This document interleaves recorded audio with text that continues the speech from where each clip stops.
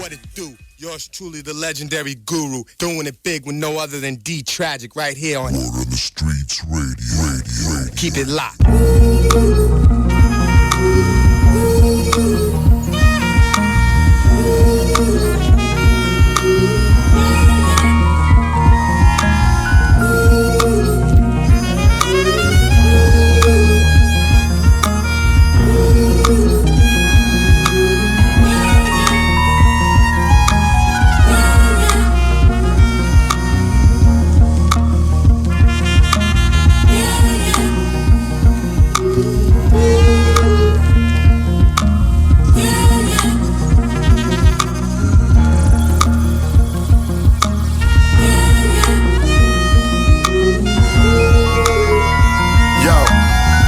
Making sure the pen inspires these blood-sucking whack rap vampires.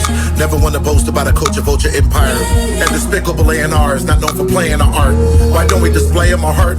Never again falling for the banana in the tailpipe. We keep playing our part. Like Sway did, open the doors to do what we did daily in the park. This industry needs program rebooted. I'm standing still saluted. Fans of different generations, y'all patience kept the pack looting. But on this round, I'm fully suited. Now that the Kingsman recruited a child in man's form, getting his B-boy stance on. Stepped on the stage before he spoke. He planted the flag with a symbol. Left most confused like, what's the gag? Tag, y'all hit? Time for him to get the bag. Imagine a Buddha monk with a shag who's known to brag about the funk, especially if the soul hits so hard. Wildchild hit me, D-Man lit the Sitmo squad. Rum drinker, call my brother Thru Jones to see what the drum would think of. And there in green beats on the brink of a new foundation. When the sound's placed in the center of an arena. Besides soul, how can we make our future greener? Compulsive order with an Oxnard demeanor. From Cali to Hiroshima, leave a mic boost lit up with kerosene. Now that he's past quarantine and the empire's screaming at the game.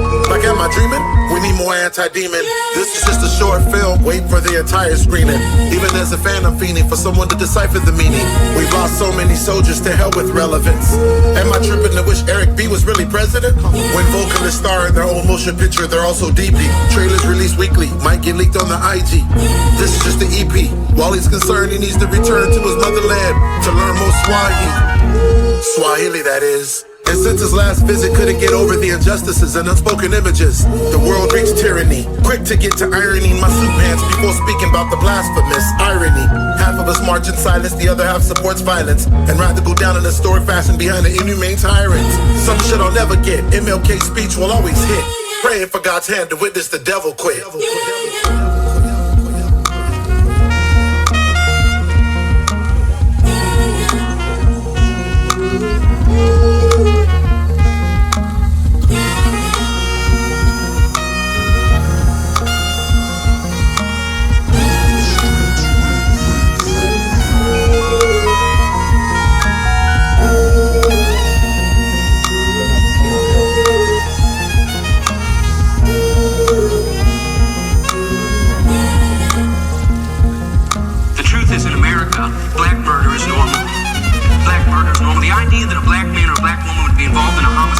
Either as a perpetrator or victim, is so common, so broadly accepted that it basically goes unnoticed.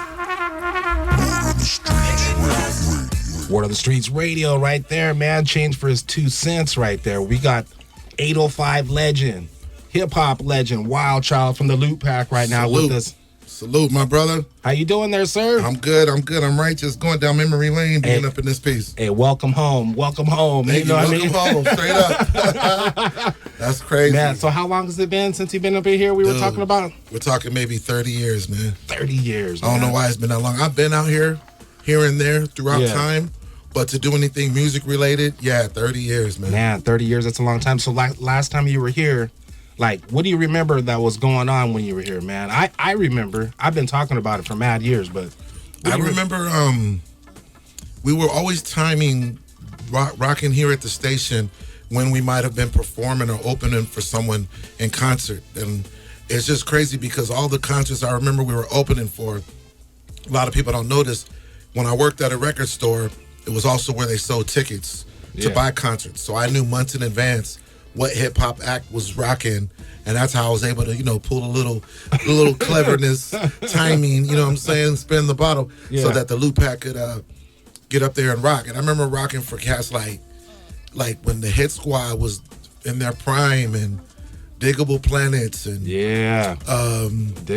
Jay with the Damager. And and the crazy dope thing about it is, What's up? as small as 805 is, Yeah. when I run into these dudes till this date, whether it be Redman, Eric Sermon, even Jay with the Damager, and Diggable, they remember us rocking for them.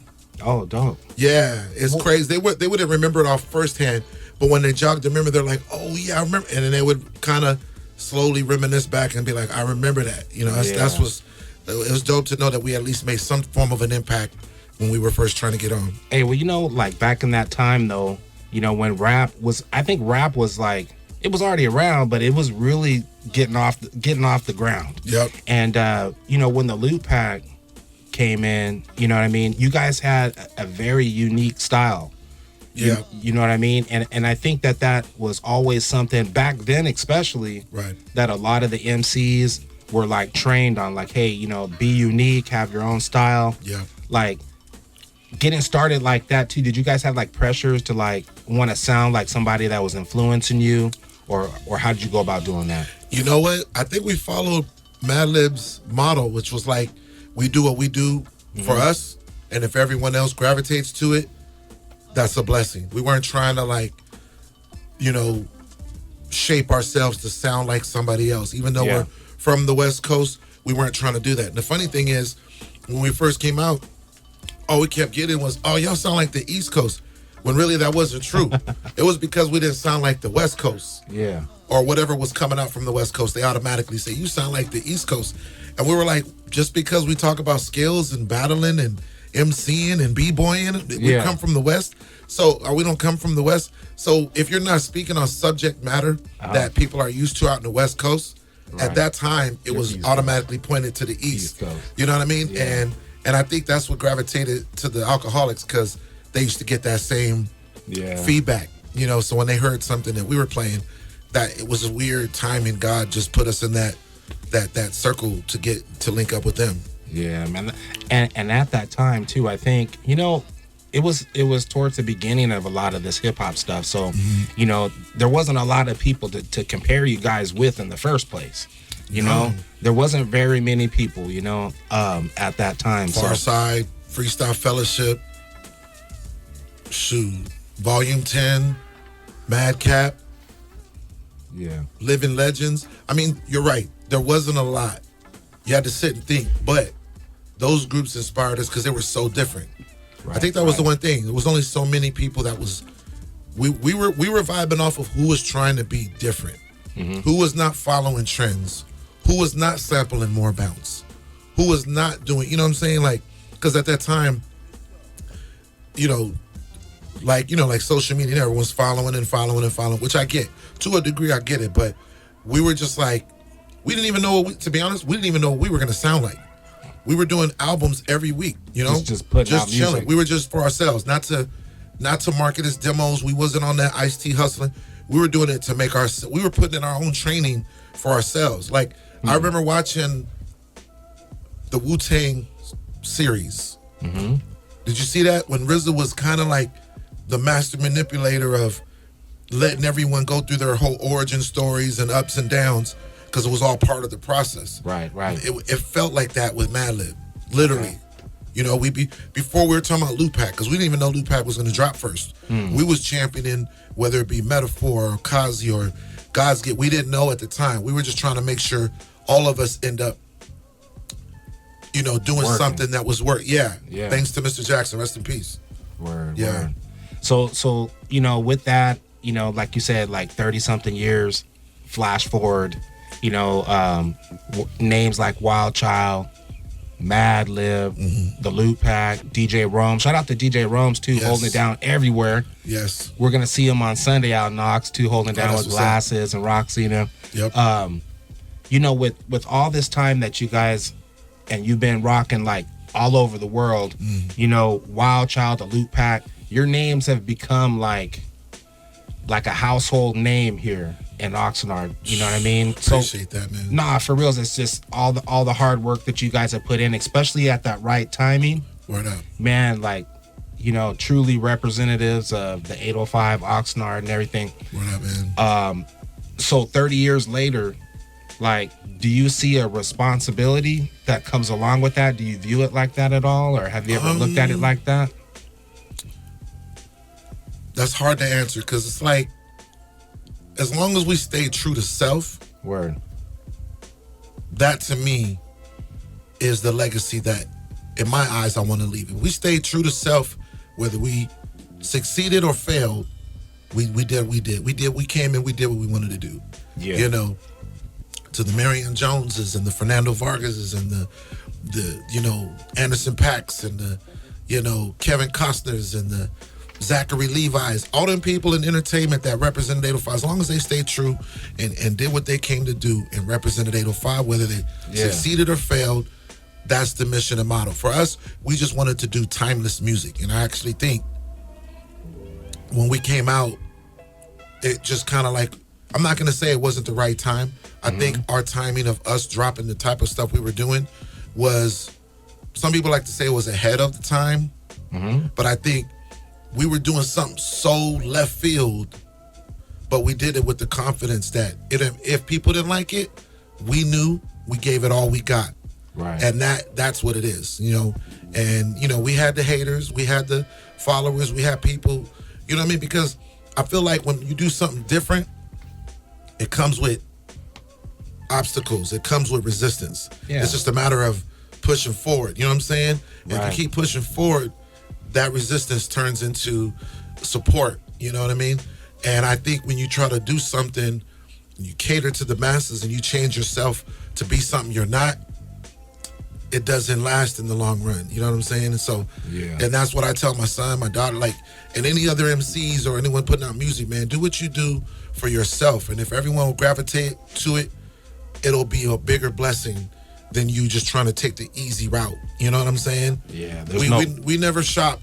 We never was out there trying to get a major label left and right. We did try to get a deal, but that wasn't gonna